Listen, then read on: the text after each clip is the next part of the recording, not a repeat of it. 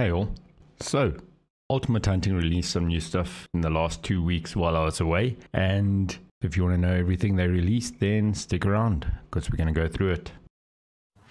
Firstly, I want to thank everybody for all the comments and likes and subscriptions from while I was away. I really do appreciate it. We are not going to go in order of the way they released this stuff. I'm going to do things slightly differently. Firstly, they recapped the image that we shared in our last update video with the Wartog. And here's what they said. We love paying attention even to the smallest details. We want our animals to be unique and polished in every aspect. So, we would like to show you our random canines generator for Wartog. How do you like this feature?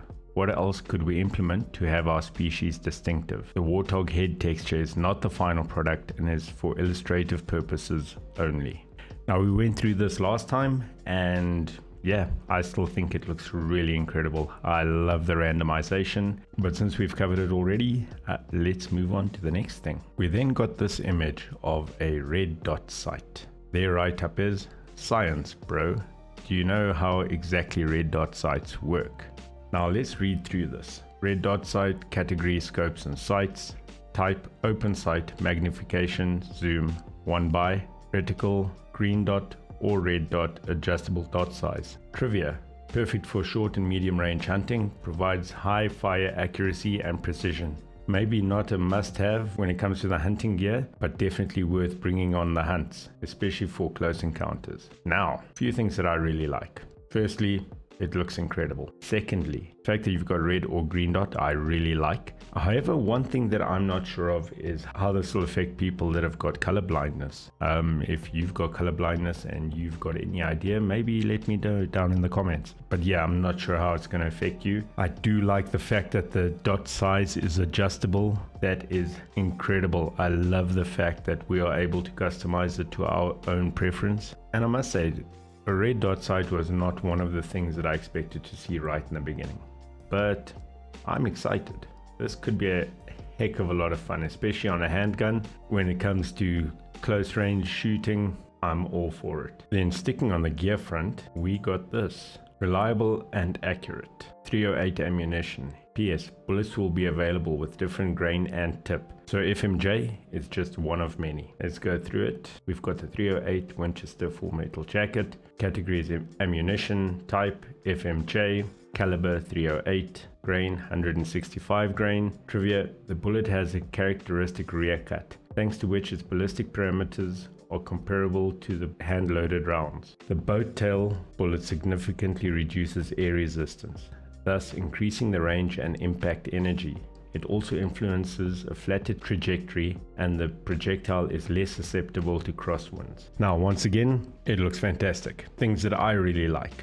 They have spoken in the past about wanting accurate ballistics. Now, the fact that this has an increased range, flatter trajectory, more impact energy, and is less susceptible to crosswinds tells me that they are looking at implementing those things into the game, meaning your choice of bullets will affect how far you can shoot, how accurately you can shoot, how the bullet behaves, or the arrow possibly, in a crosswind. And then you've got the impact energy, so obviously the more energy it has when it impacts the species, the more damage it does. And I really like that. Then moving on, we got this post. Tag a friend who you would climb up with to enjoy the landscape. And if we look at the image, I am not disappointed. We've seen this structure before in a previous video. However, seeing it here in the terrain just looks incredible. I love the fact that you've got the 4x4 parked on the bottom. Maybe location's not the best, but I think it's just a placeholder to start with. However,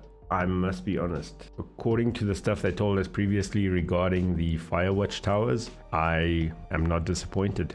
It really looks good and I cannot wait to see this thing in game.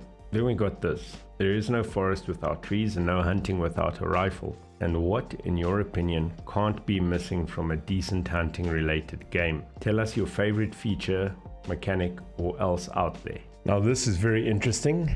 I love the fact that they once again including the community and asking the community's opinions. Personally, I would say my must-haves for a decent hunting related game: realistic sounds, animals, behavior is paramount, graphics is a must, and the opportunity to customize as many features as you can is a massive plus for me. And one thing that I would not be sad about is if they had to have contracts very similar to something like 7 Days to Die, where you don't have a limited number of contracts before you finish the contract. You can go back every single day and get contracts to get more XP or more rewards, and I would not be sad about that.